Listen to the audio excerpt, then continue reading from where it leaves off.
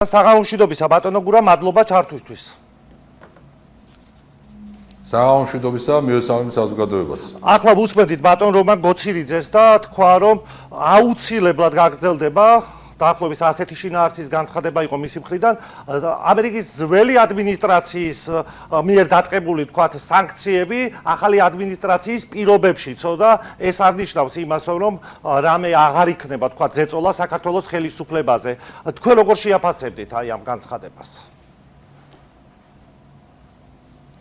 პირველ რიგში საზოგადოებას ის უნდა შევახსენოთ ეხლა რომან გოცირიძე თვითონ კოლექტიურ ნაცნობრობაში აღარ ჭირდება არავის სიაშიც არ ჩასვეს და შესაბამისად მისი აზრი ეხლა ნაკლებად საინტერესოა. ჩვეულებრივი ერთი მატყუარა ადამიანია დარჩება ისტორიაში კუპონად როგორც იყო შექმნა ეს რაღაცა კუპონი რომელიც ჰაერის ფულივით იყო და პარლამენტში წინამოწევაში ხო იყო ჩვენთან ერთად.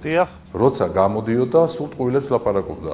როგორც კი მტკიცებულებას წინ დაუდებდი, ეს ის არ არის, რაც თქვენ გონიათ თუ ამას ამბობდა.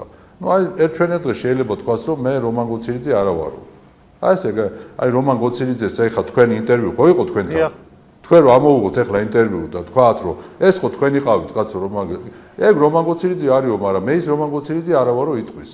აი ესე ჩვეულებრივი მატყუარა და წვიერი ადამიანია და მე არ მგონია რომ საზოგადოებას დავაკარგოთ თუნდაც დრო ასეთ ძლიერი ადამიანის ინტერვიუზე უბრალოდ საუბარი იმაზეა რაც თქვენ კითხვა დასვით რომ ჩვენ არც ტრამპზე, არც ბაიდენზე, არც კელი დეგნანზე პიროვნულად ჩვენ არაფერი არც პრობლემა ქონია, არც პოზიტიური დამოკიდებულება და სიყვარული ქონია და არც ზიზღი ქონია.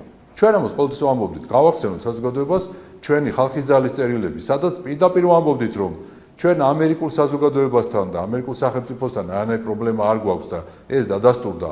ჩვენ პრობლემა ქონდა ბაიდენის ადმინისტრაციის უსამართლობასთან, ანტიქართულ პოლიტიკასთან. ჩვენ ყოველთვის ამას ხაზს უსვამდით. და განსხვავება ბაიდენის ადმინისტრაციასა და ტრამპის ადმინისტრაციას შორის პიროვნებები კი არ არის, მხოლოდ ჩვენთვის პიროვნებებს კი არ აქვს მნიშვნელობა. პოლიტიკას აქვს მნიშვნელობა. ჩვენ არც ის გვითქვამს არასდროს რომ ტრამპი მოვიდა ეხლა და საქართველოს შესახებ 1 საათი იზრუნებს დღეში და ასე შემდეგ.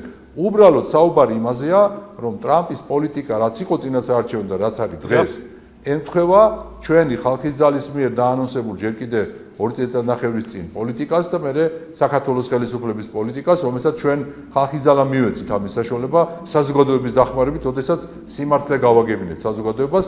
სხვათა შორის ეხლაც იგივეს ვაპირებთ ხალხის ძალა რომ გავაგზელოთ, რომ მართალია ეს პირველი ეტაპი გადალახა საქართველოს საბედნიეროდ, მაგრამ ჯერ კიდევ ეტაპები არის წინ და ხედავთ რომ დეზინფორმაცია გრძელდება. ის გლობალური ომის პარტია არ დამთავრებულა. ეს ზეწოლები ჯერჯერობით სამწუხაროდ არ დამთავრებულა.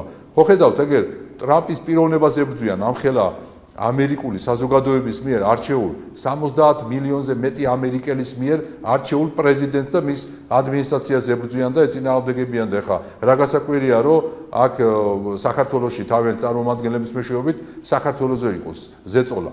ჩვენ ამას ვამბობთ რომ პოლიტიკა ვისგანაც იქნება ეროვნული და ქართული ვინც არ უნდა იყოს ეს ჩვენ ვიტყვით რომ ეს არის სწორი. აი ხლა ამათი გონიერება რაზე გადის? აი ხედავთ, აი ტრამპი მე ვამბობდი რომ ტრამპი კარგია, ვამბობდი რომ ტრამპი ცუდია. ჩვენ ვამბობთ იმას რომ რასაც ტრამპი ამბობს და ატარებს დღეს პოლიტიკას, ეს არის სწორი პოლიტიკა და ეს აირჩია ამერიკულმა საზოგადოებამ. და ბაიდენი ჩვენ შეხედულებით კი არ დავიწუნეთ და ტრამპი შეხედულებით კი არ მოგწონს კაცო. ეს მათი ამერიკელების გადასაწყვეტია. ჩვენ პოლიტიკაზე ვსაუბრობთ და პოლიტიკა და აი ეს ხალხი ვინც არიან ახლა გოცირიძეზე არ მომბობ ეგ თვითონ იქაც აღარ ჭირდებათ. აი ეს კოლექტიურ ნაცმოძრაობა და დღევანდელი მმართველობა ვინც არის? აი ის იმათ რო კითხო, მთავარი არის რომ მათი პატრონები რას იტყვიან იქ გლობალურ ომის პარტიაში. ეს არის მთავარი. ეხლა ხო ადასტურებენ, აგერ რამდენიმე დღის წინ დაადასტურეს კიდევაც სოციალურ ქსელში კოლექტიურ ნაცმოძრაობამ რომ დიპსტეიტი კი არსებობსო, მაგრამ მე რაო საქართველოს ხელისუფლებას ამით რა უხარიაო რა, ისო გააგრძელებსო, ჩვეულებრივ გააგრძელებს თავის მოღვაწეობასო. ანუ რეალურად როცა ჩვენ გვეუბნებოდნენ რომ აბა სად არის გლობალური ომის პარტია, რომელსაც თქვენ ამბობთ რომ უნდა ომი და ასე შემდგომ, აბატონო უკვე აღიარებულია ჩვენს მიერ 70 მილიონზე მეტმა ამერიკელმა აღიარა.